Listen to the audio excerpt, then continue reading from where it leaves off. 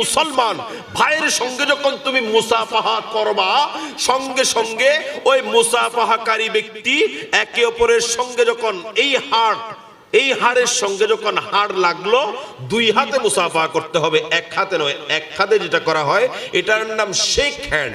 কি হ্যান্ড? কথা বলেন, কি হ্যান্ড? Shake hand. আর দুই হাতে যেটা করা হয় এটার নাম মুসাফাহা।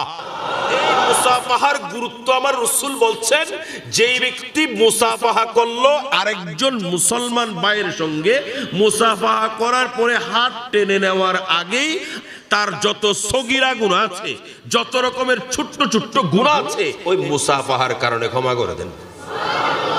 অতিরিক্ত হলে আধা মিনিট সময় লাগবে মুসাফাহা করতে, কিন্তু এটার কারণে আপনার কত লাভ।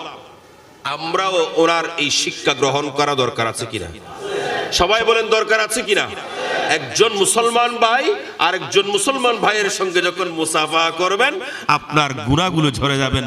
যেমন করে আমার রাসূল বলছেন, শীতকালীন যেমন একটা গাছকে যখন ঝাঁকুনি দেওয়া হয়, ওই গাছ থেকে যত শুকনো পাতা আছে সব পাতাগুলো যেমন ঝরে যায়, একজন ব্যক্তি যখন আরেকজন ব্যক্তির সঙ্গে, একজন মুসলমান যখন আরেকজন মুসলমানের সঙ্গে মুসাফাহা করে, আল্লাহ জাল্লা শানহু তার সমস্ত সগীরা গুনাহগুলো ঝেড়ে ফেলেন।